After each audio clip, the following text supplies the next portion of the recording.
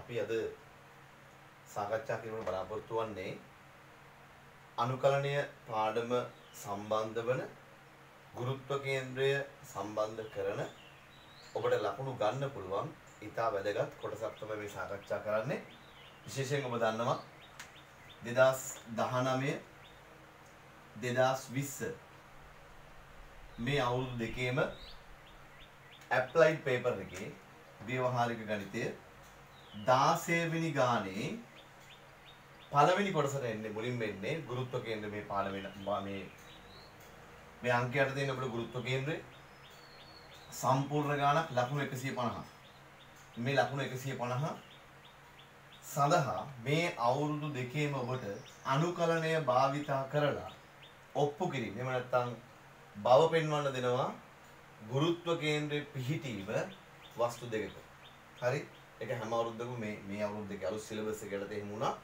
ඒ නිසා ඔබට ඉතාම වැදගත් වෙනවා 2019 දී ලකුණු 50කුත් 2020 දී ලකුණු 60කුත් මේ දෙකටම ලැබුණා. ඒ නිසා මේක ඔබට ගම් සාමාන්‍ය ඔප්පු කිරීමක් තියෙන්නේ අනුකරණය භාවිතා කළ යුතුයි.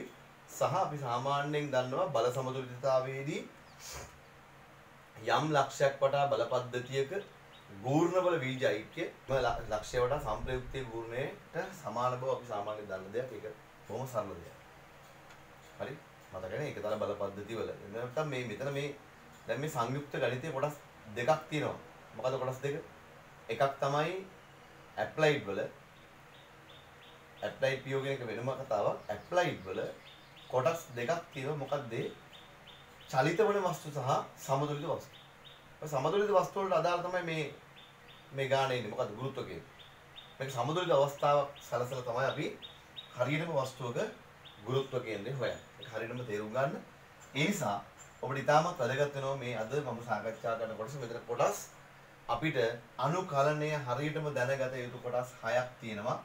ඒකේ පළවෙනි එක තමයි වෘත්ත ඡාපය, ඊළඟ එක කේන්ද්‍රික ඛණ්ඩය, ඊළඟ එක කුහර අර්ධගෝලය, ඒ වගේම ඝන අර්ධගෝලය, ඊළඟ එක තමයි කුහර කේතුව සහ ඝන කේතුව. හරි? මෙතන දිනවා 2යි 4යි 6ක් තියෙනවා. මේ 6 දෙකක් එන්න පුළුවන් මේ අලුත් සිලබස් එකත් එක්ක යනකොට. හරි? මෙතන අවුල තියෙන්නේ මේක ඊටාම සරල පාඩමක්. ගුරුත්ව කේන්ද්‍රය. හරි? ගණන් හදනකොට ළමයින්ට ගණන් ටිකක් හදපුවා මේක පුළුවන්.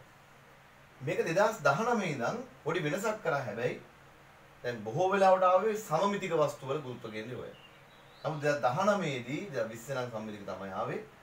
සමමිතික නොවන එකක් ආවා. එතකොට ඔබට මේකේ කාලය ඉතාම වැදගත්. සාමාන්‍යයෙන් අපි ලකුණු 150ක් ගානකට සාමාන්‍යයෙන් ලකුණුත් එක්ක බැලුවම සැසලුවහම මිනිත්තු 27ක වගේ ප්‍රමාණයක් තමයි භාවිතා කළ යුත්තේ. ඒ මිනිත්තු 27ක නෙමෙයි 24 වඩා අඩුවෙන් ගත්තොත් තමයි ඔබට තව ප්‍රශ්නයකට යන්න පුළුවන් වෙන්නේ. පැහැදිලිද? ඒ නිසා මේ මිනිත්තු 27ක ඉතා කුඩා කාලයක් තුල මේ වගේ ටිකක් දිග ගානක් හදන්න ඔබට වෙලාව ඉතාම වැදගත්. ඒ නිසා තමයි මම මෙන්න මේ අද දවසේ ඔබට මෙන්න මේ අනුකරණ 6 ඉතාම සරලව කෙටියෙන් ලබා ගන්න පුළුවන් මාකින් එකේ ලකුණු තිතටම දෙන විදිහටම මම මේක පැහැදිලි කරලා දෙනවා. ඒ නිසා හොඳට අවධානයෙන් අහන්න. රයිට්. අපි බලමු පළවෙනි අවස්ථාව. පළවෙනි අවස්ථාව තමයි ලියා ගන්න අරය ඒ වූ කේන්ද්‍රයේ මත 2 තීටා ආපාතනය වූ වෘත්ත ඡාපයක ගුරුත්ව කේන්ද්‍රය. හරි? අපි ගුරුත්ව කේන්ද්‍රය නෙමෙයි බහුලව භාවිත කරන ස්කන්ධ කේන්ද්‍රය. දැන් අලුත් වෙන ගුරුත්ව කේන්ද්‍රය කියන එක නෙමෙයි අපේ පාඩම. දැන් තියෙන සිලබස් එකේ ස්කන්ධ කේන්ද්‍රය. ඒක වෙනසක් නැහැ. නමුත් අර G දෙපැත්තම කැපිලා යන එක විතරයි අතර වෙන්නේ. ඒක අමතක කරමුකෝ අපි. රයිට්. මෙන්න මෙහෙමයි කරන්නේ. දැන් පළවෙනි වස්තුව මේ තියෙන වස්තු 6ක් ගැන සාකච්ඡා කරනවා. මේ 6ෙම ඔබට ඉතාම වැදගත් වෙනවා. පළවෙනි වස්තුවේ සිටම ඔබ සමමිතිකව මේව හදාගන්න. සමමිතිකව. ඒ නිසා මේ x අක්ෂයේ මේ බලන්න මේ තියෙන x අක්ෂය මේ x අක්ෂය මේක සමමිතිකව නිරූපණය කරන්න උත්සාහ කරා. එතකොට මම දැන් මේකේ ඡාපයක් නේ තියෙන්නේ. ඔන්න බලන්න. මම ඡාපය මෙන්න මෙහෙම නිර්මාණය කරනවා. මෙන්න ඡාපය. හරිද? මේ තමයි වෘත්ත ඡාපය. මෙයාගේ අරය A. කේන්ද්‍රය 2θ ආදේශ වෙනවා කේන්ද්‍රයට ආපාතනය වන කෝණය. එතකොට මම මේ ගත්තේ OXY තලයේ. මෙන්න මෙයා තමයි දැන් අර කම්බියක් වගේ එකක් තියෙන්නේ. මෙයාගේ ස්කන්ධ කේන්ද්‍රය තමයි හොයන්න යන්නේ. එතකොට මෙතන අපි සමමිතිකව තමයි මේ රූපය හදලා තියෙන්නේ. අපි දන්න ඕනම සමමිතික වස්තුවක එම සමමිතික රේඛාවම තමයි ගුරුත්ව කේන්ද්‍රය නැත්නම් ස්කන්ධ කේන්ද්‍රය පිළිගන්නේ. ඒ නිසා මෙතනින් ලියන්න ඕන අනිවාර්යයෙන්ම මොකද්ද? ස්කන්ධ කේන්ද්‍රය. එහෙම නැත්නම් ගුරුත්ව කේන්ද්‍රයවත් අවුලක් නැහැ. ස්කන්ධ කේන්ද්‍රය x බා කියලා අපි ගමු. සමමිතික OX මත පිහිටයි. මේක ලියන්න ඕනමයි. මේක අනිවාර්යයෙන් ලියන්න මේක ලකුණු 5ක් ලැබෙනවා.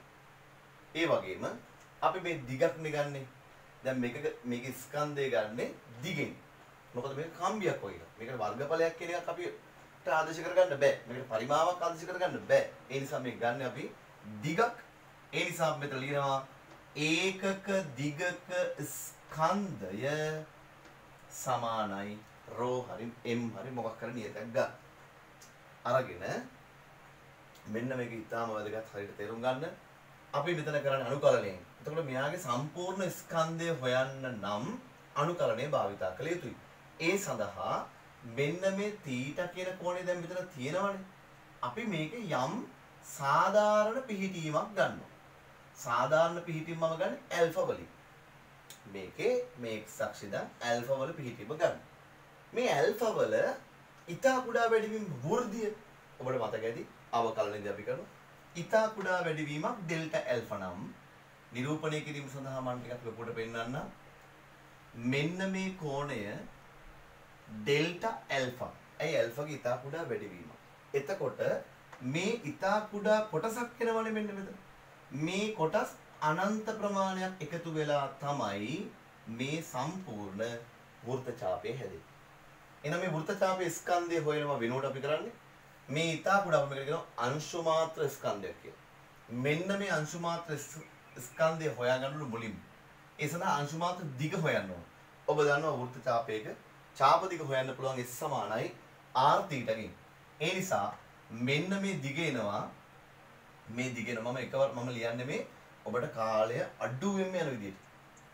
ඒ නිසා මේ ටික ලියලා ඉවරයි. තේරුම් ගන්න හරියට මේ ඉතා කුඩා දිග මම ගන්නවා S සමානයි R θ නම් මේ දිග එන්නේ R කියන්නේ A θ කියන්නේ ඩෙල්ටා ඇල්ෆා. අපි අනුකලනයක් කරනවා. අපි සාමාන්‍ය අනුකලනයේදී මේ ඩෙල්ටා ඇල්ෆා කියන්නේ නේද ඇල්ෆාගේ ඉතා කුඩා වැඩිවීමක්. එතකොට ඒක D ඇල්ෆාත් එක්ක තමයි යන්නේ. ඒ නිසා මම මෙතන කරන S සමානයි R θ ට AD ඇල්ෆා. මේ ඉන්නේ මොකක්ද? ඡාප දිග. අර අංශු මාත්‍රයේ ඡාප දිග. ඒ ඡාප දිග අනුකලනය කරනවා මම ඡාප දිග අපි ස්කන්ධය කරන්නත් කරමු. මෙතන අනුකලනය කරන්න කමන්නේ. ස්කන්ධය කරන්න මොකද අපි කරන්නේ? රෝගෙන් ගුණ කරන ඔබ දන්න සාමාන්‍යයෙන් වස්තුවක මීටරයක ස්කන්ධය කිලෝග්‍රෑම් එකක් නම් මීටර 10ක බලන්න ඒ කිලෝග්‍රෑම් එක දර 10න් ගුණ කරනවා. ඒ වගේ තමයි මෙතනත් වෙන්නේ. ඒකක දිගක ස්කන්ධය නම් මේ තියෙන දිගක්. මේක ගුණ කරන්න රෝගෙන්. එතකොට ස්කන්ධය එනවා. මම මේක අනුකලනය කරනවා කොහේ ඉඳන් කොහෙටද? මේ x අක්ෂය අපි සාමාන්‍යයෙන් කෝණය මනින්න පටන් ගන්න මේ වෘත්ත පාද මෙහෙට. එතකොට මේ කෝණය ඍණනේ. ඒ නිසා ඍණ තීට සිට ධන තීට දක්වා ඒක නියතයක් තේරුම් ගන්න. දී ඇති නියතයක් ඔබට දුන්නොත් අර්ධ වෘත්තයක හොයන්න කියලා මොකද්ද කරන්නේ? ඍණ 45 ඉඳන් ධන 45 දක්වා ගන්න. ඔබට කියනවා නම් අංශක 60ක මෙතන 5 බෙදීම 3ක කේන්ද්‍රික ඛණ්ඩයක් වෘත්ත ඡාපයක් කියලා කියනවා නම් අන්න ඔබ එතන 30 අරගන්න. සමමිතිකයි වෙන්න ඕන. එහෙනම් ඍණ තීට සිට ධන තීට දක්වා AD ඇල්ෆා රෝ වාරයක් x බාර්. ඇයි මේ x බාර් ගන්නෙ? මේ x බාර් ගන්නවා කියන දරුව මම මේ කරන්නේ මේ O වටා ගූර්ණයක් දාන එක. O වටා ගූර්ණයක් දාන. O වටා සම්ප්‍රයුක්තය කියන්නේ මේ සම්පූර්ණ වස්තුවේ ගුරුත්ව කේන්ද්‍රයේ ගූර්ණය. තමයි මෙතන ලියන්නේ. දැන් මේක මේ සම්පූර්ණ වස්තුවේ ස්කන්ධය. එතන මේ ඕ වටා එන්න ඕන. ඕ වටා එක වටා කියන එක ලියන්න අවශ්‍යත් නැහැ. කොහොම නිකන් ලියුවත් කමක් නැහැ. කෝකටත් අපි ලියමු. මොකද අපි OX අක්ෂය හරහා තමයි මේ කියන්නේ. එහෙනම් ඕ වටා ඍණ තීර ඉඳන් ධන තීර දක්වා. මේ තියෙන්නේ ස්කන්ධය මෙයාගේ සැබෑ ගුරුත්ව කේන්ද්‍රය මේ කොහේ හරි ඇති. කොහේ හරි ඇති. අන්න මෙතන ඉඳන් තියෙන දිග තමයි මේ x bar කියලා කියන්නේ. එතකොට එයාගේ සම්පූර්ණ ස්කන්ධය ගුණ වෙනවා ගුරුත්ව කේන්ද්‍රය තුලින්. මේක සමාන වෙනවා එක් වස්තුවේ ගුරුත්ව කේන්ද්‍රවල ගූර්ණයන්ගේ වීජයි කියලා. එතකොට එක් වස්තුව කියලා කියන්නේ අර වස්තුවමනේ. ආයි කතා කරන්න දෙයක් නැහැ. අරයම තමයි අර අංශු මාත්‍ර ස්කන්ධය. එයා ගත්තා. එයාගේ ස්කන්ධය තියෙනවා. එයා ಗುಣ කරන්න ඕන. එයාට තියෙන ලම්බදුරෙන්. දැන් එයාගේ ස්කන්ධය තියෙන ලම්බදුරෙන්. මෙයාගේ ස්කන්ධය තියෙන දරුවෝ මේ මැද. මෙන්න මෙතනයි ස්කන්ධය තියෙන්නේ. හැබැයි මේ ස්කන්ධය මම කියන මේක ඉතාමත් කුඩා අංශු මාත්‍රයක් කියලා. මේක දිග පේන්නවත් නැහැ. ඒ කියන්නේ මේ දිගම නේද අපිට ගන්න වෙන්නේ. එහෙනම් මෙතන ඉඳන් මෙතනට ඔන්න තේරුම් ගන්න මම කියන එක මම චුට්ටකට මේක මකන්න. මෙතන ඉඳන් මෙතනට තියෙන දිග අපි හොයන්නේ කොහොමද? මේ දිග හොයන්නේ කොහොමද හොයන්නේ? මේ දිග දැන් ඩෙල්ටා ඇල්ෆා කියන්නේ ඉතා කුඩා වෘද්ධියක්නේ. අපි ඒක ගන්න a cos ඇල්ෆා. මේ ඇල්ෆා එහෙනම් මේ පැත්තට විභේදනය කරාම මෙන්න මෙතනින් එනවා a cos ඇල්ෆා. එතකොට ඔබට පැහැදිලි මේ ඉතා කුඩා ස්කන්ධයට ඇති ලම්බ දුර තමයි මේ තියෙන්නේ. මේ ලම්බකයක් නේ මම මේ ඇඳලා තියෙන්නේ. එහෙනම් ගූර්ණයක් ගන්නකොට මේ ස්කන්ධය ගුණ කරනවා මේ ලම්බ දුරේ. එතකොට මෙතන එනවා a cos alpha. අන්න දැන් අපි මොකද කරන්නේ? මේ එක් වස්තුවේ ගුරුත්ව කේන්ද්‍ර වල ගූර්ණයන්ගේ වීජයික්‍ය. එන ඔක්කොම ගන්න ඕන. සෑම අංශු මාත්‍රයකම ගුරුත්ව කේන්ද්‍රය ස්කන්ධය ගුණ කරනවා. ගුරුත්ව කේන්ද්‍රය ස්කන්ධය ගුණ කරනවා. ඒ ටික එකතු කිරීම තමයි අනුකරණය කරන්නේ. ඒ නිසා මේකත් ඍණ තීට සිට ධන තීට අරගෙන. දැන් ඔබට විභාගයට ලියලා කරලා තියෙන්නේ මෙන්න මෙච්චර විභාගෙදී. විභාගෙදී මේක ආවොත් මුලින්ම ලිව්ව මේක. දැන් මොකද කරන්නේ? මෙතන මොනවද විචල්්‍ය? විචල්්‍ය මම අරගෙන තියෙන්නේ ඇල්ෆා කියලා. මේක ඇල්ෆා ඇසුරින් යන්න ඕන. ඒක පැහැදිලි. හරි?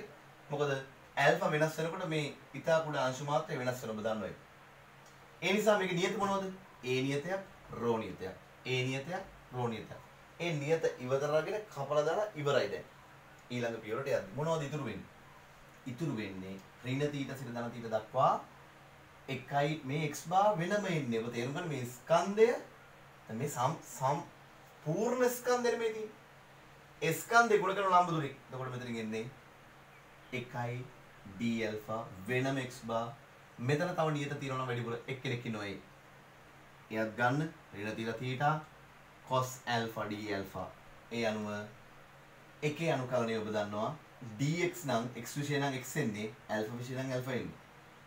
right? ඍණ තීට ධන තීට x bar මෙතන එන්නේ cos alpha ගේ අනුකලනය මතකද? cos alpha ගේ අනුකලනය sin alpha අන්න තීට ඍණ තීට. අනුකලනය කරන විදිහ ඔබට මම දැන් කියා දෙන්න ඒක කලින් කියා දීලා තියෙනවා. right. එහෙනම් මෙතන මොකක්ද දෙන්නේ? a වාරයක් sin තීට ඍණ sin ඍණ තීට. sin ඍණ තීට කියන එක මොකද්ද? ඍණ sin තීට. ඉතින් දන්නවා මම බෙදනවා කාගෙන්ද? මෙතනින් ඉන්න මේක බෙදන්න එපේ. තීට ඍණ තීට නේ. මෙතන පොඩ්ඩක් මෙතන ඍණ තීට එන්න ඕන. තීට ඍණ තීට. මෙන්න මෙතනින් බලන්න මොකද උත්තරේ එන්නේ එතකොට? මෙතනින් උත්තරේ එන්නේ sin තීට එකතු වෙනවා. දැන් ධන වෙනවා. 2a sin තීට බෙදීම 2 තීට කියන්නේ අන්න ගුරුත්ව කේන්ද්‍රය තියෙන්නේ ඕවල සිට මෙන්න මේ දුරින්. හරි. අපි ඊළඟට බලමු කේන්ද්‍රික ඛණ්ඩයක් ලියා ගන්න. අරය ඒ වූ ඒකාකාර කේන්ද්‍රය මත 2 තීට ආපාතනය වූ කේන්ද්‍රික ඛණ්ඩයක ස්කන්ධ කේන්ද්‍රය. right, ඒකට අපි කලින් වගේම සමමිතිකතාවය සලකලා තමයි මේ රූපේ භාවිතා කරන්නේ. ඒක අනිවාර්යයෙන්ම එහෙම ගන්න. ඔබට තාම සරල වෙනතොට ගන්න. මෙන්න දැන් කේන්ද්‍රික ඛණ්ඩේ තියෙනවා. හරිද? එතකොට නියතයක් තමයි 2යි θ කියන්නේ. මෙයා θ, මෙයා θ, මෙයාගේ ආරය a. දැන් මේක තලයක් තියෙන්නේ. තේරුම් ගන්න. තලයක් තියෙන්නේ. ඒ කියන්නේ තල වස්තුවක්. කලින් නම් අපි කතා කරේ ඡාපය විතරයිනේ. දැන් මේ ඔක්කොම තියෙන තලයේම තියෙනවා. හරි. එතකොට අපි අනිවාර්යයෙන්ම ලියන්නේ මොකක්ද? ස්කන්ධ කේන්ද්‍රය. ස්කන්ධ කේන්ද්‍රය x bar සමමිතික OX මත පිහිටයි. ඒ වගේම අපි ලියන්න ඕන දැන් මෙතන නම් දරුවෝ තියෙන්නේ දිගක් නෙමෙයි වර්ගඵලයක්. ඒ නිසා අපි ලියනවා ඒකක වර්ගඵලයක ස්කන්ධයේ සමානයි රෝ කියලා. කලින් විදියටම අපි මේකේ ඉතා කුඩා අංශු මාත්‍ර කොටසක් අරගෙන අර සුපුරුදු ගූර්ණය භාවිතා කරනවා වවට. එහෙනම් අපි දන්නවා අනිවාර්යයෙන්ම සම්මිතික අක්ෂයම තමයි ස්කන්ධ කේන්ද්‍රය තියෙන්නේ. ඒ නිසා මේකෙන් අපි මම තීර දැනට මොහොතකට මකන්නම්. මෙන්න මේ වගේ ඉතා කුඩා මේ අඳුරු කරපු කොටස තමයි දැන් ගන්න. ඉතා කුඩා තර මේක ඇල්ෆා කියලා ගත්තොත් විචල්යක් විදියට ඇල්ෆාගේ ඉතා කුඩා වැඩිවීමක් ඩෙල්ටා ඇල්ෆා තමයි මේ ඉන්නේ. ඒ අනුව අපිට පුළුවන් මෙන්න මේ ඉතා කුඩා අංශු මාත්‍රයේ ස්කන්ධය හොයන්න කලින් වර්ගඵලය හොයන්න. වර්ගඵලය හොයන්නේ කොහොමද? කේන්ද්‍රික ඛණ්ඩයක ඔබ දන්නවා. භාගයයි කේන්ද්‍රික ඛණ්ඩයක වර්ගඵලය හොයන්නේ භාගයයි r වර්ග θ. ඒ කියන්නේ a වර්ග r වර්ග කියන්නේ a වර්ග θ කියන්නේ ඩෙල්ටා ඇල්ෆා නේ. අපි d ඇල්ෆා භාවිත කරනවා මෙතන. හරිනේ? භාගය r වර්ග θ. එතකොට මෙතනින් එන්නේ මේ අංශු මාත්‍ර වර්ගඵලය. එහෙනම් එයා රෝගෙන් ගුණ කරපු ගමන් ස්කන්ධය වෙනවා අපි ඒ වගේ අනන්ත ප්‍රමාණයක් මේකේ තියෙනවා ඍණ θ සිට ධන θ දක්වා. ඒ නිසා ඒක අනුකලනය කරන්න. අන්න එතකොට මේ සම්පූර්ණ වස්තුවේ ස්කන්ධය ලැබෙනවා. එහෙනම් ඒක ගුණ කරන්න. සැබෑ ගුරුත්ව කේන්ද්‍රය අපි දන්නේ නැහැ කොයි හරියද කියලා තියෙන්නේ. අන්න ඒක තමයි මේ x bar කියලා අරගෙන තියෙන්නේ. x bar එක. ඒක සමාන වෙනවා. මේක සමානයි එක් අංශු මාත්‍ර ස්කන්ධවල ස්කන්ධ කේන්ද්‍රයන්ගේ ගූර්ණවල විජය. එහෙනම් අපි අර සුපුරුදු කොටසම නැවත ගන්නවා. මොකද්ද? භාගයයි a වර්ග d alpha rho මේ තමයි අර අංශු මාත්‍ර ස්කන්ධය. ඒතර එයාට තියෙන ගුරුත්ව කේන්ද්‍රයක් තියෙනවනේ මෙයාගේ. කොහෙද තියෙන්නේ? අන්න ඒක වැදගත්. මම ටිකක් ලොකු රූපයක් මෙතනින් පෙන්වන්න කරන්නම් ඔබට. ඒ සඳහා දැන් අංශු මාත්‍රයක් වෙනකොට මේ තියෙන ඡාප දිග මේක ඉතා කුඩා වෙනකොට මේ වගේ ත්‍රිකෝණාකාර කොටසක් නේද එන්නේ. ඒ ත්‍රිකෝණයක ඔබ දන්නවා ගුරුත්ව කේන්ද්‍රය තියෙන්නේ ශීර්ෂයක සිට මධ්‍යස්ථය. ඒ කියන්නේ ශීර්ෂයක සිට සම්මුඛ පාදයේ හරි මැදට යා කරන රේඛාවේ දෙකට එක අනුපාතයෙන් තමයි තියෙන්නේ. දෙකට එක අනුපාතයෙන් තමයි ගුරුත්ව කේන්ද්‍රය තියෙන්නේ. ඒ නිසා මේ අංශු මාත්‍ර ස්කන්ධෙත් ගුරුත්ව කේන්ද්‍රය තියෙන්නේ මෙන්න මේ වගේ තැනක. හරිද?